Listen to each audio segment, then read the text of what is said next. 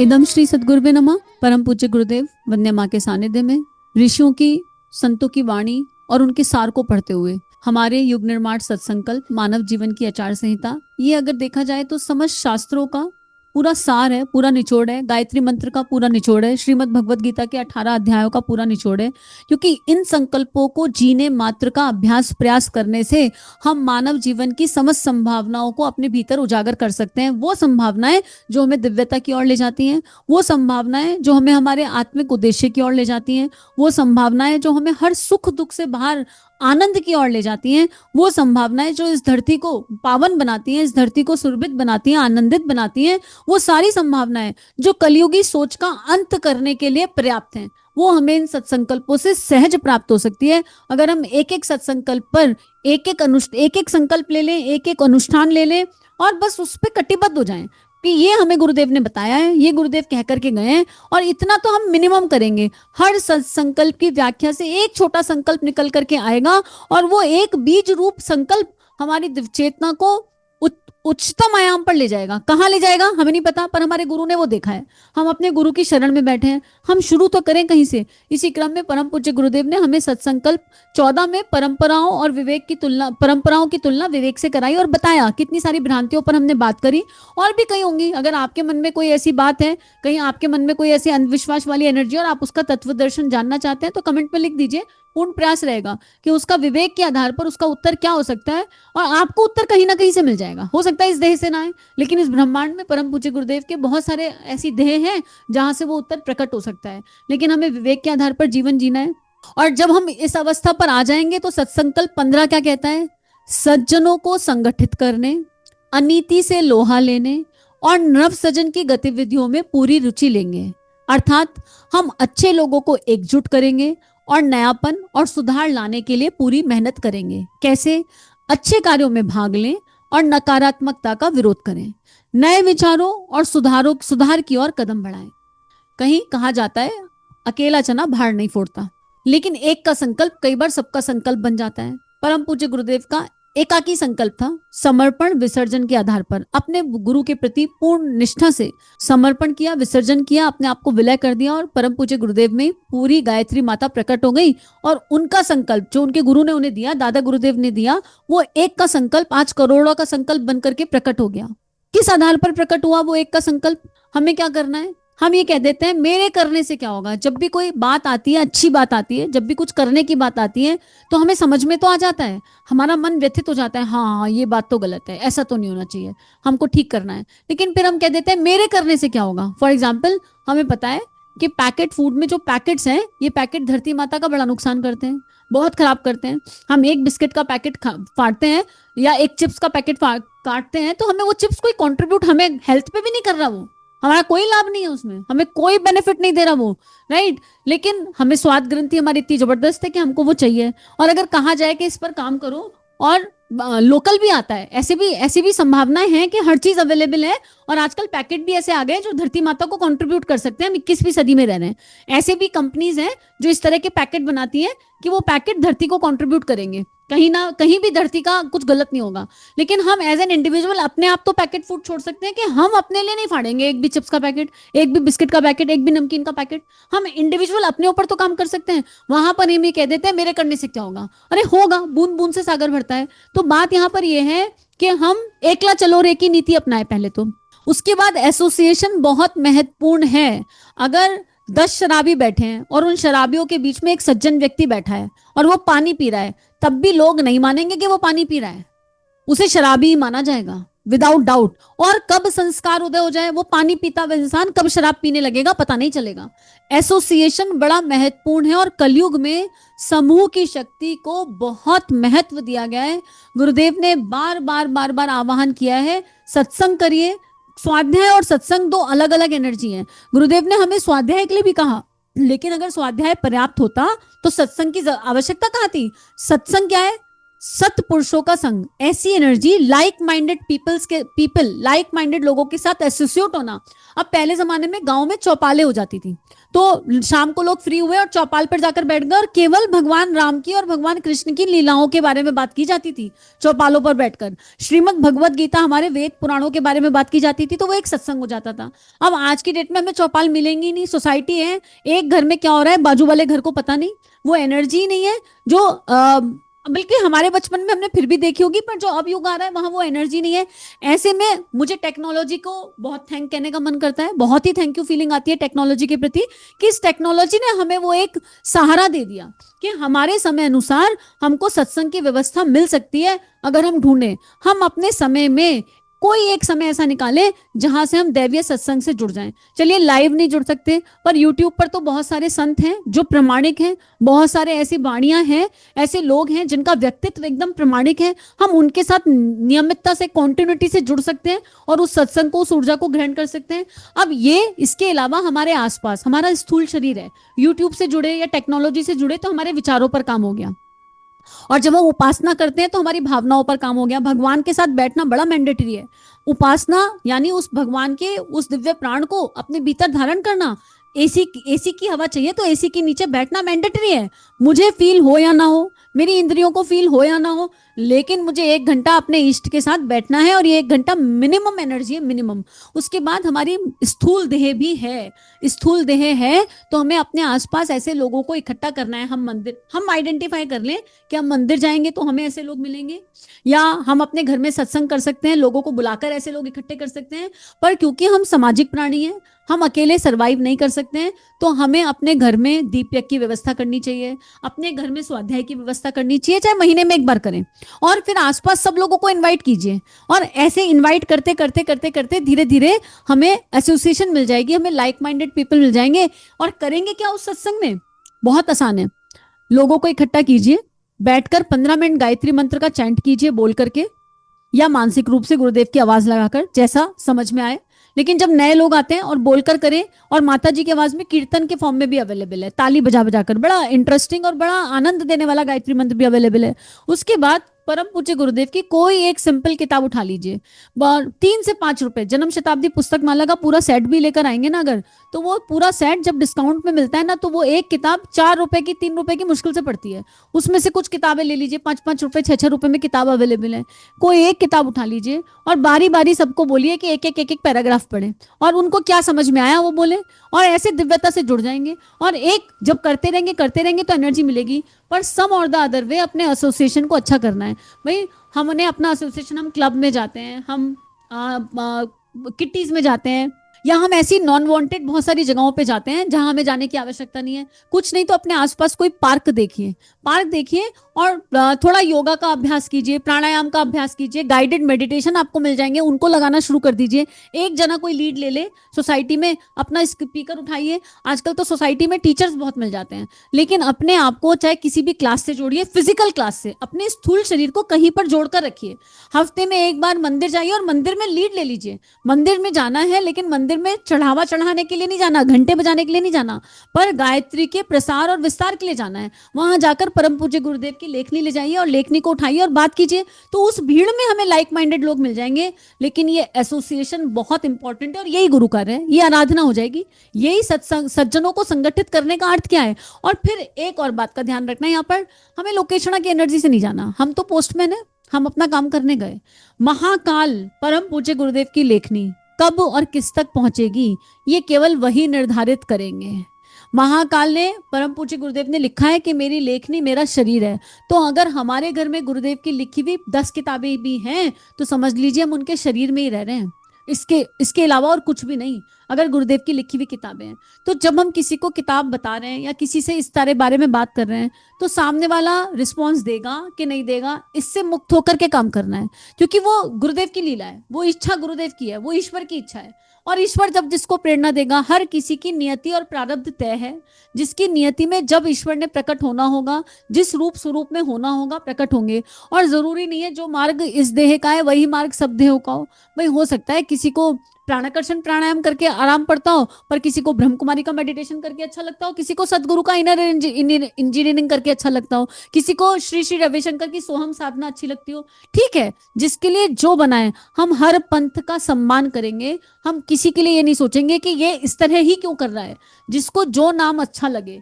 सत्युगी आत्माएं जब एक साथ आके कलेक्ट होती हैं तो वहां पर एक दूसरे का सम्मान करना चाहिए, तभी संगठन बन सकता है। और जब एक सोच का एक समूह एक साथ होगा तो फिर अनीति से लोहा लेना आसान हो जाएगा, सरल हो जाएगा। अकेला नहीं कर सकते, लेकिन सब लोग मिलकर तो कर सकते हैं। हम अपने आसपास, अपने गांव में, अपने शहर में, अपने मोहल्ले में देख तो सकते हैं कि क्या कहाँ पर अनुचित हो रहा है। कुछ ऐसा हो रहा है जो सबका नुकसान कर रहा है, जो सबका शोषण कर रहा है, तो वहां पर हम अपनी बातों को रख सकते हैं, वहां पर हम बता सकते हैं।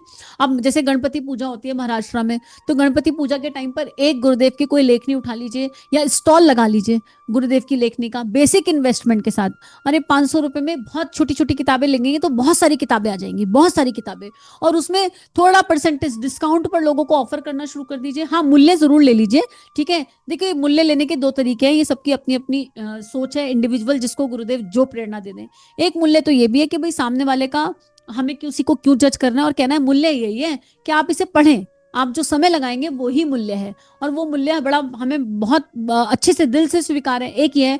पर ये भी कहा जाता है कि लोग समझते नहीं है एनर्जी को, अगर पैसा नहीं देते और 2 4 5 रुपए भी खर्च करते हैं तो समझते हैं। तो हम छोटी छोटी पॉकेट बुक्स लाकर उनका स्टॉल लगा सकते हैं, तो कुछ ना कुछ रास्ते से। और जब हम ये काम करेंगे तो हमें लाइक माइंडेड लोग मिलेंगे, जिनसे आप मिलेंगे उनके नंबर धीरे धीरे एक्सचेंज होने लगेंगे। जब आप उनसे गुरुदेव की बात करेंगे, जब आप उनसे विनम्रता से बात करेंगे, प्रेम से बात करेंगे, और बिना किसी चाह, इच्छा, आशा, अपेक्षा के बात करेंगे, तो लाइक माइंडेड लोगों का समूह इकट्ठा हो जाएगा। और फिर वो समूह कुरीतियों से काम करने में हमारी मदद करेगा। फिर नव सृजन की गतिविधियों में अपने आप पार्टिसिपेशन होने लगेगा। जैसे नव सृजन की गतिविधियों में, जैसे मान लीजिए 1000 घर की सोसाइटी है, 2000 घर की सोसाइटी है, ठीक है। हमें लाइक माइंडेड लोग मिल गए, ठीक है। हमने शुरू में जो भी हमें गुरुदेव ने प्रेरणा दी, गायत्री मंत्र का प्रचार किया, या जैसे भी हम लोगों से मिले उन्हें बताया। पर बोलना तो पड़ेगा, वर्ड ऑफ माउथ से स्प्रेड तो करना पड़ेगा ना। हम गायत्री करते हैं और हम किसी को बताएं ना, हम गुरुदेव से जुड़े, हम किसी से इस बारे में बात ही ना करें, और बात करें तो आशा अपेक्षा के आधार पर करें। इससे बताया था, इन्हें तो सुना ही नहीं। हमने किसी को अखंड ज्योति आज तक पकड़ा ही नहीं, तो बात कैसे बनेगी। जब धीरे धीरे हम चलेंगे तो हमें लाइक माइंडेड लोग मिलेंगे। फिर मान लीजिए एक 20-25 लोगों का समूह इकट्ठा हो गया, ये लाइक माइंडेड लोग हो गए। ये 20-25 का समूह तब इकट्ठा होगा जब 100-150 को मिनिमम बताया जाएगा। अब इन 20-25 के बीच में रख दीजिए कि कोई अच्छा ओकेशन आ रहा है, सोसाइटी में दीपक करा लें। आप देखिए 20-25 लोग कंट्रीब्यूट करेंगे, कोई 100 करेगा, कोई 500 करेगा, कोई 200 करेगा। रुपए पैसे की कोई कमी नहीं आएगी। अपने क्षेत्र में, अपने गायत्री चेतना केंद्र में संपर्क स्थापित कीजिए, आसपास कहीं पर संपर्क स्थापित कीजिए। और अगर आपको स्वयं से करना आता है तो स्वयं से लीड लीजिए और दीपक कर दीजिए सोसाइटी स्तर पर। बहुत बड़ा काम नहीं है, बहुत सिंपल तरीके से हो जाता है। बहुत सिंपल अमृतासन खिचड़ी के साथ वो हो सकता है, और सारी बहनें मिलकर इसे खुद कर सकती हैं। ऐसे क्या होगा, इस तरह हम क्या कर सकते हैं, नव सृजन की गतिविधियों के बारे में बता सकते हैं। अब जब दीपयज्ञ होगी, टोली आएगी, या हम बैठेंगे, तो हम एक बड़े समूह को उपासना, साधना, आराधना का महत्व समझा सकते हैं। लेकिन इसकी शुरुआत कहां से होगी? इसकी शुरुआत वहीं से होगी कि मुझे अपने दम पर जो रिसोर्सेज मुझे मिले हैं, जो संसाधन ईश्वर ने मुझे दिए हैं, जो योग्यताएं भगवान ने इस देह में डाली हैं, उसके आधार पर हम पहला स्टेप क्या ले सकते हैं। और एक बहुत बड़ा सत्य है, जिस एनर्जी में हम स्थित हैं, उसी एनर्जी के बारे में हम किसी से बात करेंगे तो उस तक जाएगी, वो एनर्जी ट्रैवल करेगी। अगर मैंने यज्ञ किया और यज्ञ की एनर्जी को फील कर लिया, आत्मसात कर लिया दिल में, मतलब यज्ञ से एक भाव रिश्ता जुड़ गया, तो अगर हम किसी से कहेंगे ना हफ्ते में एक बार सही पर यज्ञ करके देखना, प्रभाव पड़ेगा, यकीन कीजिए प्रभाव पड़ेगा। तो परम पूज्य गुरुदेव यही कह रहे हैं कि अगर हमें सज्जनों को संगठित करना है तो हमें पहले सज्जन बनना होगा, हमें सत्पुरुष बनना होगा, और हमें अपने आधार पर देखना होगा कि हम क्या कर सकते हैं। उसके बाद जब हमारे पास सोशल पावर आ जाएगी, इसी को कहते हैं कलेक्टिव एनर्जी, सोशल पावर। तो ये सोशल पावर क्या करेगी, ये बड़ी महत्वपूर्ण पावर है। जैसे आप और हम क्या है, सोशल पावर बन गए परम पूज्य गुरुदेव की। परम पूज्य गुरुदेव ने एक संकल्प लिया और इतने 15-20 करोड़ लोग आज जुड़े हुए हैं, और क्या कर रहे हैं, गुरुदेव की लेखनी को जन जन तक पहुंचाने का काम कर रहे हैं। इतना ही तो कर रहे हैं, हमारे बस की नहीं है, हमें सौभाग्य मिला हुआ है, ये हम कर नहीं सकते ये काम, पर ये सौभाग्य है और इस सौभाग्य को सराहने की आवश्यकता है। तो क्या हुआ, ये गुरुदेव की सोशल पावर हो गई, और इसमें हम लोगों का उद्धार हो रहा है, हम लोगों की आत्मा को वो पवित्रता की प्राप्ति हो रही है और गुरु का सानिध्य मिल रहा है। ये सोशल पावर है। क्यों? क्योंकि परम पूज्य गुरुदेव ने अपने जीवन को लेबोरेटरी बनाया, अपने जीवन में वो जी करके दिखाया। और जब उनके जीवन पर ध्यान दो, उनके जीवन के बारे में चिंतन करो, तो रोंगटे खड़े हो जाते हैं कि कोई व्यक्ति ऐसा कैसे जी सकता है। और वहीं से समझ में आता है देव युग ऋषि हैं, युग दृष्टा हैं और उन्होंने युग लिखा है। तो आइए इसी को स्लाइड के माध्यम से देख लेते हैं कि सज्जन कौन है। संतों की वाणी सुनकर जनहित के लिए समर्पित होना ना, नवयुग की आत्माओं को सज्जन कहते हैं। युग निर्माण हेतु उन सबको प्रेरित करेंगे। हर किसी के भीतर एक दिव्यता छुपी हुई है, इसको जानना पड़ेगा, पहचानना पड़ेगा। और जब हमारी दोष दृष्टि खत्म हो जाएगी तो हमें सहजता से सबके भीतर की दिव्यता दिखाई देने लगेगी। स्वामी जी कहते थे, स्वामी विवेकानंद ने कहा है, every soul is individually potential. हर किसी में कुछ अच्छा है, बस देख लो। और भगवान बुद्ध ने तो जी करके दिखाया। उन्होंने आम्रपाली की वो दिव्यता देख ली जिसमें मातृत्व की शक्ति छुपी हुई थी। उन्होंने अंगुलीमाल की वो दिव्यता देख ली जिसमें संकल्प का बल छुपा हुआ था। तो अगर हमारी दोष दृष्टि नहीं रहेगी तो हमें हर किसी के भीतर की दिव्यता सहज दिखने लगेगी। संगठित करने के लिए, जैसे कि बात हुई, हमें स्वाध्याय का, गायत्री प्रचार का, तेजस्वी आत्माओं को एकजुट करने के लिए स्वाध्याय का और गायत्री प्रचार का सहारा लेना चाहिए। हम दीपक के माध्यम से करें, हम किताबों के माध्यम से करें, हम अखंड ज्योति बांटते हुए करें, हम अपने घर में दीपक करें, जैसे भी करें, पर हमें करना होगा। कुछ नहीं तो हम लोगों को ये तो कह ही सकते हैं कि चलो इकट्ठा हो जाओ, हर हफ्ते में एक दिन बैठेंगे और गायत्री मंत्र बोल बोल के 1 घंटा करेंगे। इतना भी बहुत है, आगे गायत्री माता संभालेंगी ना। हम कर्तव्य के पथ पर चलेंगे। युग ऋषि की लेखनी ने जो रास्ता हमें दिखाया है, युग दृष्टा की लेखनी ने जो रास्ता हमें दिखाया है, उनके नजरिए को देखेंगे और संघ की शक्ति को बढ़ाएंगे। और समूह की शक्ति बड़ी दिव्य होती है। समूह की शक्ति के बिना मानव जीवन में हम उस सफलता पर, परम पूज्य गुरुदेव का के भी काम करना हो ना, तो उसमें समूह की शक्ति के बिना नहीं हो सकता।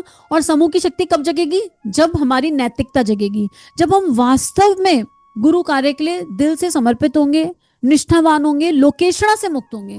जहां लोकेशणा और अहम होगा वहां समूह नहीं मिलता, वहां पर गुट मिलते हैं, गुटबंदी हो जाती है, पर संगठन प्राप्त नहीं होता। तो अगर संगठन की आवश्यकता है तो अपने ऊपर काम करना होगा और आत्म सुधार करना होगा। और जितना ज्यादा खुद को निखारेंगे उतना औरा में लोग बढ़ते चले जाएंगे, ऑटोमेटिक बढ़ते चले जाएंगे। जैसे परम पूज्य गुरुदेव को, ऋषियों को, संतों को देख लीजिए, सप्तऋषि कब आए और आज तक हम उनका चिंतन करते हैं। क्या ही दिव्यता जी करके गए हैं।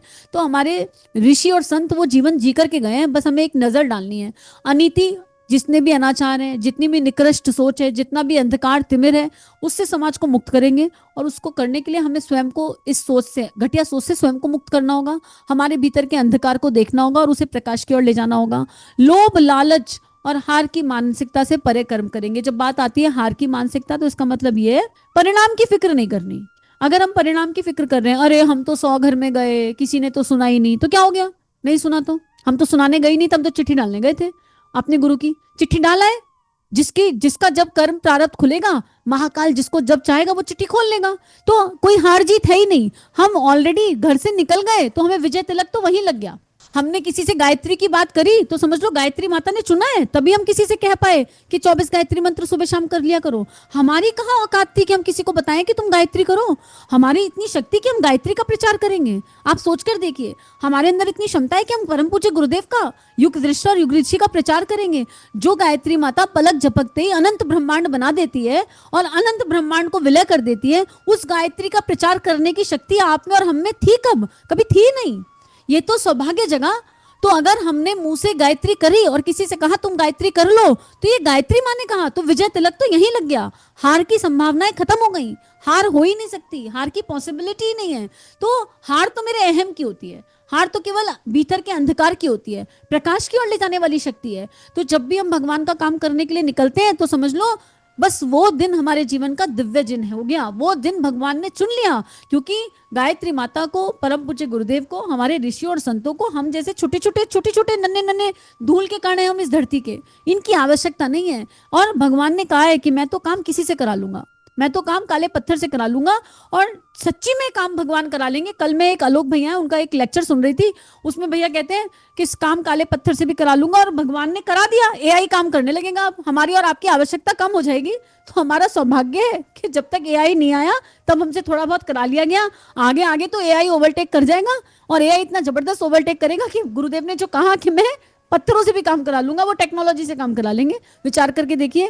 तो मानव जीवन के स्पर्श को लेते हुए अगर हम आज नहीं जागे तो हम कब जागेंगे? इसलिए हार के भय से मुक्त होकर चलते हैं। और जो हार के भय से मुक्त हो गया वो लोकेशणा से अपने आप बच गया, उसको नैतिक मूल्य समझ में आ गए, और वो राष्ट्र का गौरव अपने आप बढ़ा देगा। करना नहीं पड़ेगा, आराधना करनी नहीं पड़ती, आराधना हो जाती है। और नवीन व्यक्तित्व का विकास, जब हमारा विकास होगा व्यक्तित्व का विकास होगा, हमारी पर्सनैलिटी डेवलप होगी और हम अपने गुरु की शरणागति में चल रहे होंगे, तो जो ऑरा मंडल है वो अपने आप विकसित हो जाएगा। और जब वो ऑरा मंडल विकसित होगा तो अपने आप जो सृजन के कार्य है ना, उसके लिए देव शक्तियां ना अपने आप आइडिया बॉक्स से आइडिया देंगी, करने नहीं पड़ेंगे, खुद से सोचना ही नहीं होगा कि अब हम क्या करें, नेक्स्ट व्हाट, हमको क्या करने की आवश्यकता है, कोई जरूरत नहीं पड़ेगी। बस उपासना के टाइम पर प्रेरणाएं होंगी, ऐसा लगेगा गायत्री माता प्रेरणा बन के भीतर उतर गई, महाकाल प्रेरणा बन के भीतर उतर गए और वो एग्जीक्यूट होने लगा, वो चीजें अपने आप होने लगेंगी। तो इन्हीं गतिविधियों में पार्ट लेंगे, गतिशीलता के साथ राष्ट्र के निर्माण की योजनाओं में भाग लेंगे। अगर हम स्वयं से लीड नहीं ले सकते, हम स्वयं से वो कॉल नहीं ले सकते कि करें, तो जहां अच्छा हो रहा है वहां सहयोग तो दे सकते हैं। हमारे आसपास जब हम ध्यान से देखेंगे, हमें बहुत सारे ऐसे लोग मिल जाएंगे जो राष्ट्र के लिए, समाज के लिए, अखंड भारत के लिए, युग निर्माण के लिए अपने आप को पूरी तरह खपा दिए हैं, पूरी तरह लगा रहे हैं। हम उनका साथ तो दे सकते हैं। ठीक है, हर किसी इंसान लीड लेने के लिए नहीं बना, सबके पास अलग अलग योग्यता और प्रतिभा है, लेकिन साथ तो दे सकते हैं। तो अपने आसपास ढूंढेंगे और उन सबका साथ देंगे। और एक साथ ये भी है कि आप इसको लाइक, शेयर और सब्सक्राइब कर सकते हैं। आपका एक लाइक, शेयर और सब्सक्राइब क्या मैजिक करता है आपको अंदाजा नहीं है। लेकिन ये आज की डेट में टेक्नोलॉजी को आपका आशीर्वाद है। ये सुनने वाले अगर लाइक, शेयर, सब्सक्राइब कर दें और आगे लोगों को बता दें कि सब्सक्राइब कर लो, लाइक कर दो, तो ये आशीर्वाद एक आशीर्वाद है और परम पूज्य गुरुदेव की लेखनी को आगे ले जाने का एक मार्ग है। करेंगे तो अंतरात्मा को अच्छा लगेगा, पर सुन भी लिया और आपके अंतर्गरण में चला गया और आपको कंट्रीब्यूट कर रहा है, तो भी केवल गुरु कृपा, क्योंकि अपने में शक्ति नहीं है। बिल्कुल स्वाध्याय वाला क्रम है। अंतरात्मा में गुरुदेव परम प्रकाश की ज्योति जगा रहे हैं और उस ज्योति से अगर कहीं प्रकाश हो रहा है तो ये केवल महाकाल का प्रकाश है। आइए एक दूसरे का हाथ पकड़ते हैं और उस गुरु की तरफ चलते हैं, एक दूसरे को कसके पकड़ लेते हैं, स्थूल से, सूक्ष्म से, भावनाओं से, विचारणाओं से दैव्यता को धारण करने के लिए, क्योंकि हम वो एक दैव्य समूह है, जागृत समूह है। परम पूज्य गुरुदेव ने चुन चुनकर साथ में रखा है। अगर हम एक दूसरे को सुन रहे हैं, एक दूसरे के साथ जुड़े हैं, एक दूसरे को चाहे केवल वाणी के माध्यम से आप जान रहे हैं, तब भी हमारा उद्देश्य यही है कि हम एक दूसरे का कस के हाथ पकड़े, लेकिन एक दूसरे की तरफ ना देखें, गुरु की तरफ देखें, ईश्वर की तरफ देखें,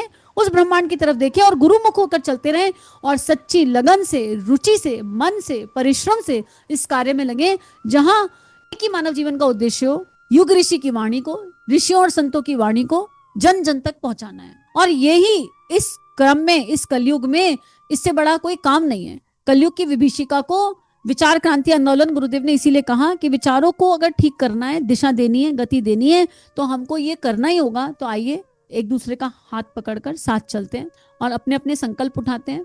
अगर आपको इन स्वाध्यायों से कुछ लाभ हो रहा है, इन सत्संकल्पों को, इन सीरीज को जहां जहां तक पहुंचा सकते हैं वहां वहां तक पहुंचा दीजिए, क्योंकि पूर्ण विश्वास है कि कोई मात्र सत्संकल्प की सीरीज को सुन ले तो वो महाकाल के वैल्यूज को समझ जाएगा, वो समझ जाएगा कि युग दृष्टा क्या है। कोई इंसान जिसने केवल 18 सत्संकल्प दिए, 18 सत्संकल्प के माध्यम से मानव जीवन को दिव्यता के हाईएस्ट सोपान पर पहुंचा दिया, तो वो क्या व्यक्तित्व होगा, सोच के देखिए। मात्र 18 सूत्र जीवन बदलने की शक्ति रखते हैं। तो आप लोगों के साथ की आवश्यकता है। हाथ जोड़कर सभी से प्रार्थना है, बहुत दिल से प्रार्थना है कि जितना ज्यादा हो सके इस कंटेंट को, अगर आपके हृदय को स्पर्श कर रहा है तो विश्वव्यापी बनाने में मदद कीजिए, साथ दीजिए। एकदम श्री सद्गुरुवे नमः। सभी अपना ध्यान रखिए और नियमित ध्यान करते रहिए। चलिए समाज में कुछ अच्छा बांटे। अगर ये भावनाएं आपके अंतःकरण को स्पर्श कर रही हैं और आपका परिवर्तन हो रहा है, तो इन भावनाओं को विश्वव्यापी बना दीजिए। चैनल को लाइक कीजिए, सब्सक्राइब कीजिए और वीडियो को पूरी दुनिया में फैला दीजिए, ताकि ऋषियों की और संतों की लेखनी से जन जन का जीवन बदल सके। जय हिंद, जय भारत।